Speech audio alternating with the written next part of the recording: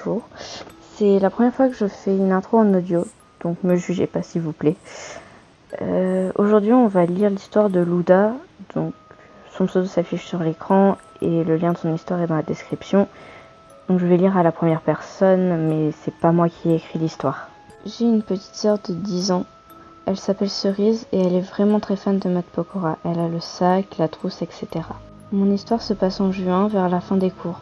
Cerise rentre de l'école avec son sac à dos. Il faut savoir qu'on habite à 100 mètres de l'école.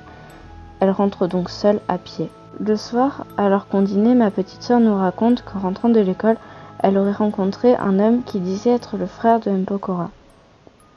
Mes parents et moi ne la prenons pas du tout au sérieux et on se dit qu'elle a inventé tout ça car elle est petite. Plusieurs jours passent et 8 jours après l'incident, Cerise nous raconte que l'événement s'est reproduit. Mais cette fois, l'homme lui aurait dit que si elle le voulait, elle pourrait rencontrer M. Pokora. Nous avons continué à croire qu'elle inventait ces histoires ou bien qu'elle nous mentait. Nous avons par la suite regretté de ne pas l'avoir cru. Quelques jours passent et un jour, en rentrant, elle nous dit qu'elle a revu le même homme. Il lui aurait dit qu'elle pourrait rencontrer M. Pokora dans la semaine, mais il fallait qu'elle lui donne son adresse. On a commencé à s'inquiéter un peu.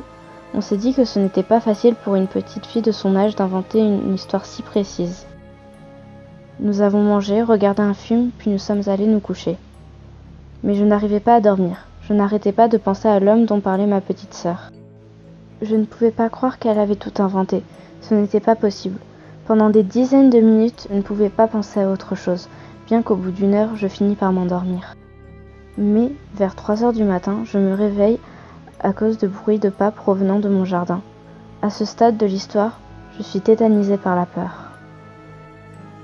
Au bout d'un moment, j'ai l'impression d'entendre plusieurs bruits de pas, comme s'ils étaient deux. Soudain, c'est comme si les bruits de pas s'éloignaient, comme si les personnes faisaient le tour de la maison.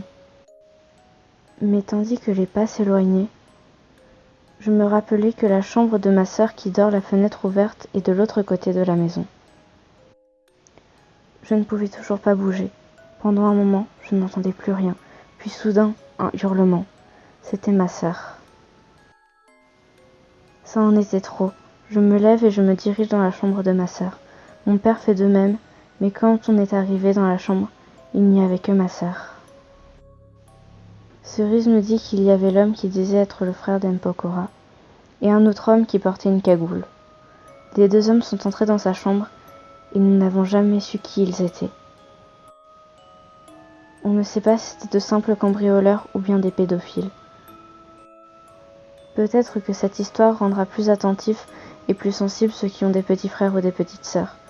Ce fut une des pires expériences de ma vie.